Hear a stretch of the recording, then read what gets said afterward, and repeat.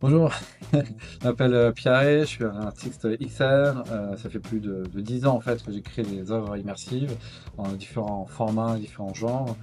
J'ai vécu en Afrique du Sud, en Inde, au Canada et maintenant en France. Et je suis très heureux d'être ici.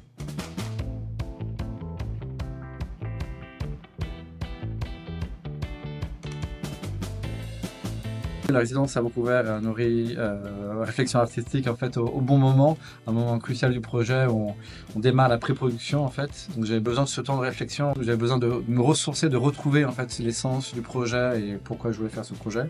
Et être ici, ça m'a aidé en fait à faire pas mal de recherches en lien avec la communauté indienne puisque c'est lié au thème, entrer en lien avec la communauté scientifique parce qu'en fait on aimerait avoir les conseils et l'expertise en fait pour pouvoir recréer un environnement sous-marin de manière réaliste entre guillemets, enfin réaliste le plus possible de l'aide des côtes de Vancouver.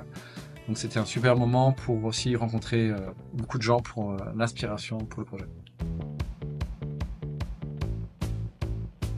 Alors, j'ai rencontré beaucoup de gens qui m'ont inspiré dans ce projet, la communauté scientifique, mais aussi d'autres créateurs, en fait, créatrices de l'XR, qui du coup a nourri la réflexion sur aussi trouver des outils d'IA notamment, pour en fait des fois améliorer les workflows, améliorer en gros des étapes de travail, mais aussi juste pour en fait avoir un autre point de vue, une autre réflexion sur, donc notamment l'équipe de MLK University en fait a beaucoup aidé pour avoir un nouveau souffle au projet, pour voir des choses que j'ai pas vues et surtout simplifier le projet. Donc il y a énormément de gens que j'ai rencontrés, c'est difficile de les nommer.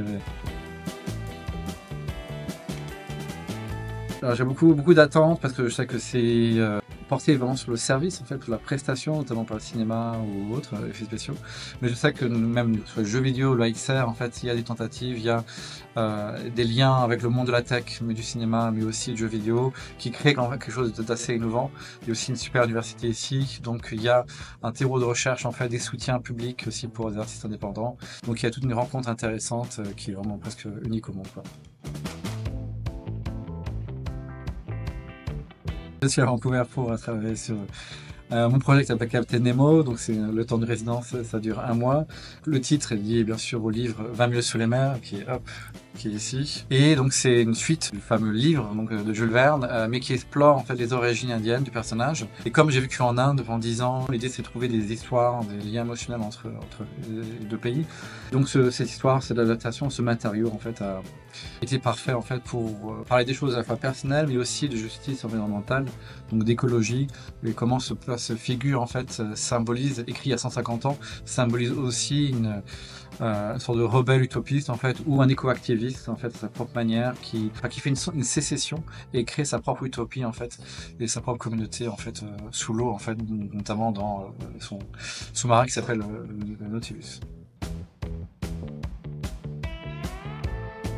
D'où vient en fait, l'envie de faire des expériences aquatiques? Parce que c'est comme la machine poétique ultime. Donc c'est une citation de René Barjavel, qui est un écrivain de science-fiction, qui a vécu aussi l'apparition du cinéma, mais aussi l'apparition du cinéma parlant. Donc s'imaginer quelle serait la suite. Donc cette idée de total cinéma. Il a écrit un livre, un essai là-dessus. Et donc cette idée de créer une machine poétique où tous nos sens sont connectés. Et faire la VR dans l'eau, c'est le moyen le plus moins cher et le plus technologique, mais c'est le plus simple, à la fois d'être dans une reconnexion avec l'eau, parce que tout le monde a ses connexions avec l'eau. On a été 9 mois avant de notre mère. Génétiquement aussi, notre espèce, Homo sapiens, vient, on va dire, de manière très lointaine de l'environnement sous-marin. Et donc il y a quelque chose de très fort dans l'eau primaire. Plus aussi, on n'a pas le mal de mer avec la verre aquatique. On n'a pas le problème d'espace de diffusion. Parce qu'en France, notamment, il n'y a pas vraiment de salle VR qui existe, alors qu'on a en France 3 millions de piscines. Donc cette idée de transformer toutes ces piscines en fait en rampe de lancement en fait vers l'immersif, c'est quelque chose d'assez primal et assez fort, quoi.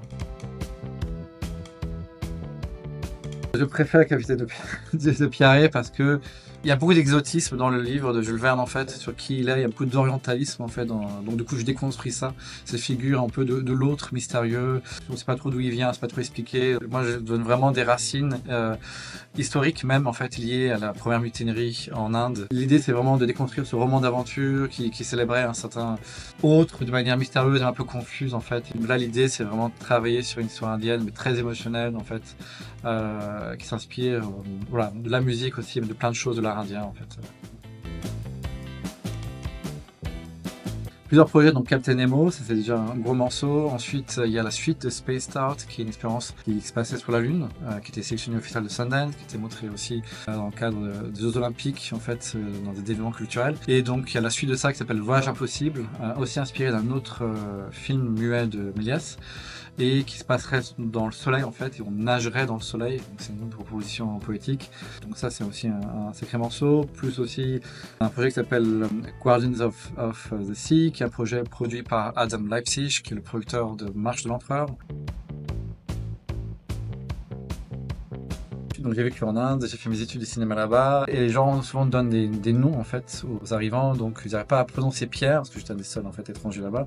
Donc c'est tombé sur Pierre, et c'est parfait parce que ça veut dire l'être aimé ou l'amoureux. Donc c'est absolument parfait. Voilà. Donc du coup c'était une façon d'avoir un masque en fait en tant qu'artiste, mais aussi le masque sert aussi à révéler qui on est.